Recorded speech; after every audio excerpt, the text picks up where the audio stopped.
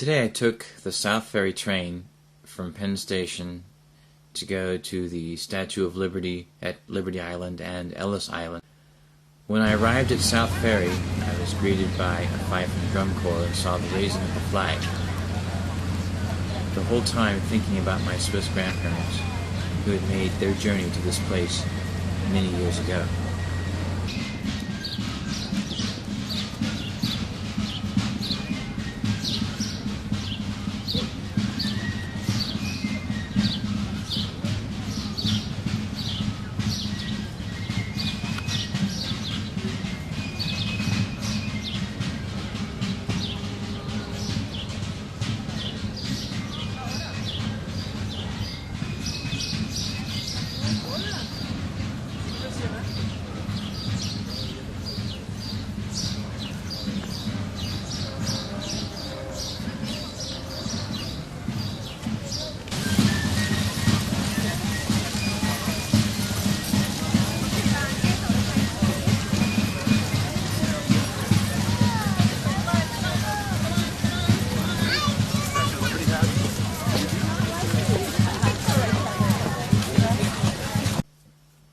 On the ferry boat, I met folks from as far away as California and England.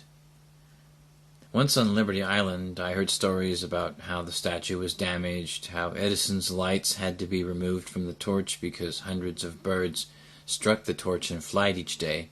At one point, 1,300 birds had to be cleaned up on the island because they were attracted to the light. Of course, it was a gift from the French in the late 19th century. Emma Lazarus' poem from 1883 really says it best. Give me your tired, your poor, your huddled masses yearning to breathe free.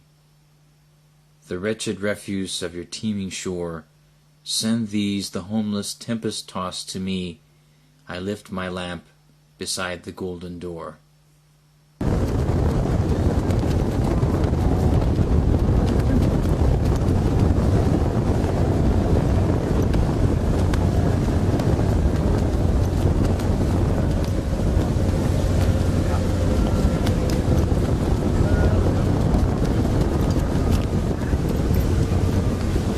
Wander around aimlessly for hours, get on the Ranger guided tour over there.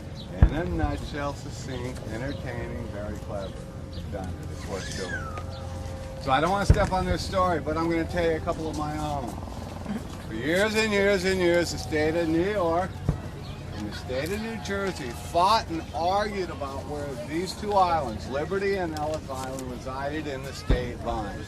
In 1997, the Supreme Court decided Liberty Island was in the state of New York. 1/3 of Ellis Island, where the big main building is in the state of New York. The other 2/3 is in the state of New Jersey. But in 1905, 1906, when they put the subway lines in Brooklyn, they put that landfill right there. So I love telling New Jerseyites, there's Brooklyn and there's Brooklyn.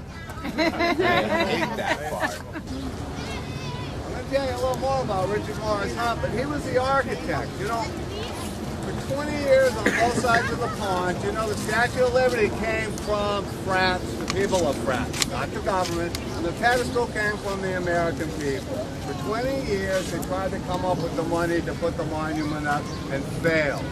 Well, I'll tell you how they succeeded a little later. But what I want you to notice now, because we're standing here, see those round little discs around the Statue of Liberty? I mean, the pedestal? 38 of them. Richard Morris Hunt thought he could get the states to donate money if we put the state seals on the Statue of Liberty's pedestal. Guess what? Nothing up there. And I actually had a teary moment thinking about my parents, my grandparents, gosh I'm tired, coming to this country. And I was actually able to find information.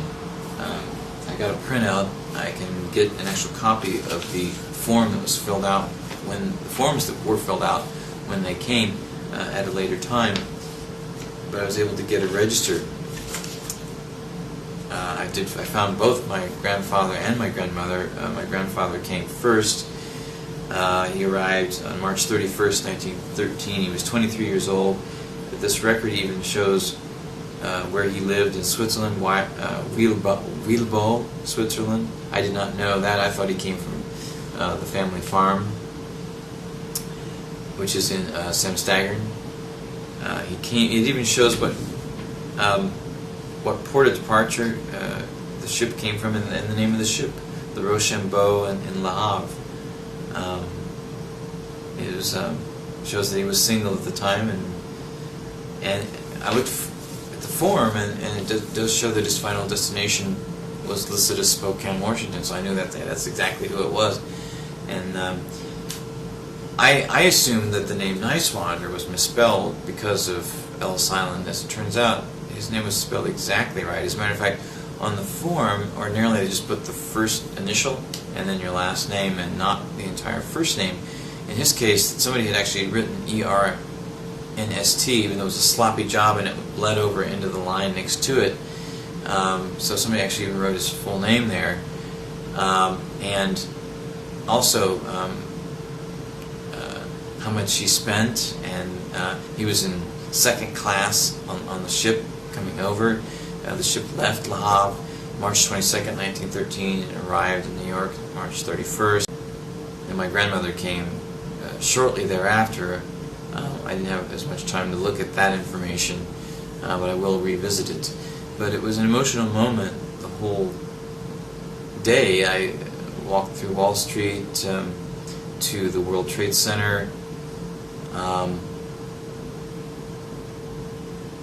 That was another emotional moment. There was a beautiful bronze mural with everyone's name who lost their lives there, and it was dedicated also to those that are still alive and carry on. I planned to go to a 4th of July rooftop party to watch the fireworks, but instead I spent the day contemplating all of this.